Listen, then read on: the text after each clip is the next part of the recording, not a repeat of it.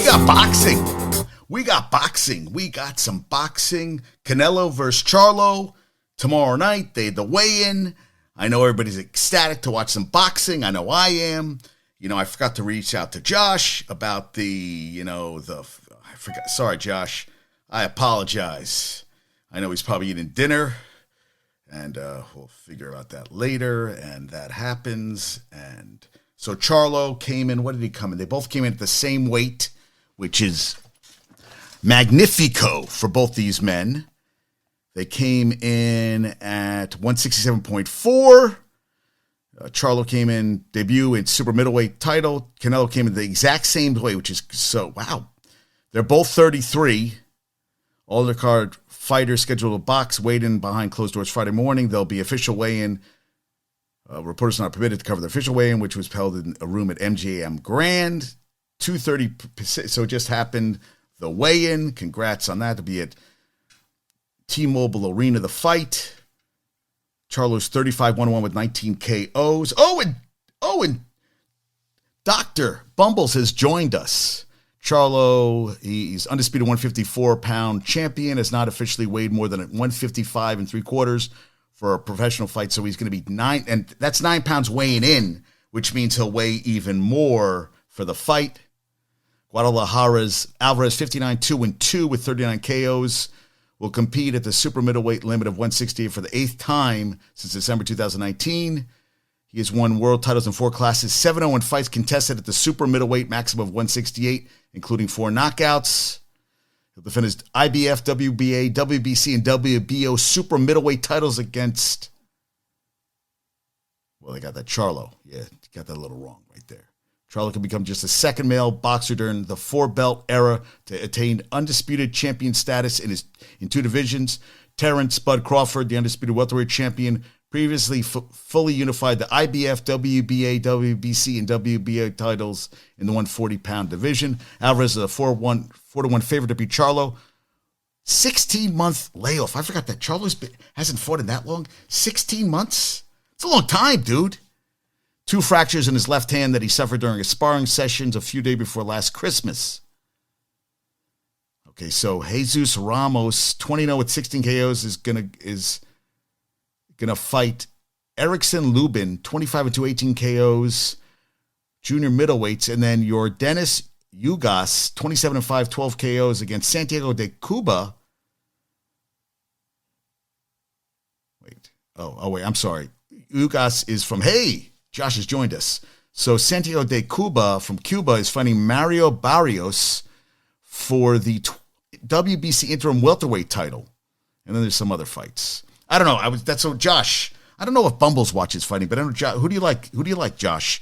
You like Canelo or you like Charlo? I mean, that's 16 months is a long time to not fight. I would think that's a long time to not have a fight. And we'll see what happens on that front. But yeah, I was like, holy shit, man, that's a long time. But hey, you know what? That's the thing too. So he might be, that's the thing. You break a hand in a fight and, he hasn't fought in that long. That's the thing with a lot of fighters. They break a hand and then after the fight, you're like, well, you look like you were favoring. Yeah, I broke my hand in the left, broke my one hand in the first round.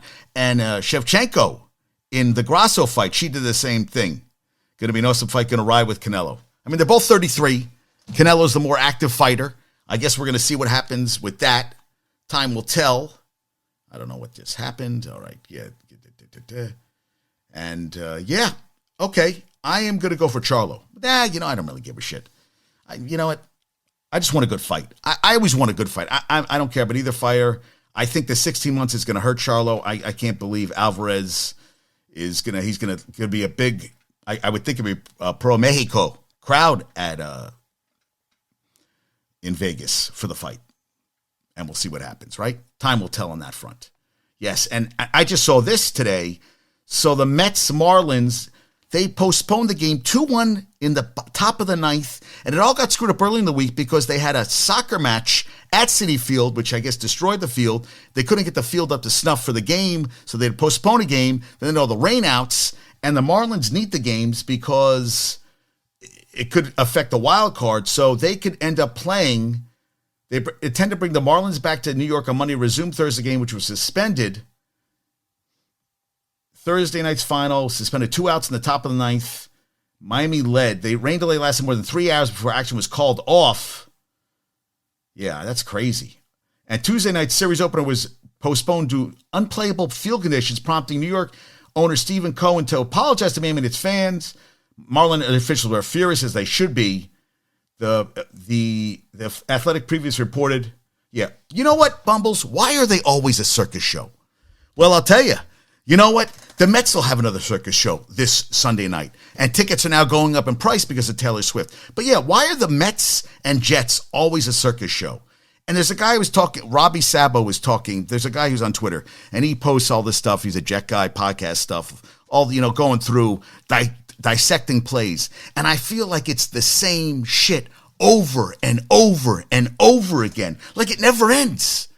And like Zach Wilson, there is going to be mutiny. If he doesn't play well, which I don't see him playing well this week, and what are they going to run the ball? They haven't had success running the ball. The Chiefs are coming in. You got Mahomes under the bright lights.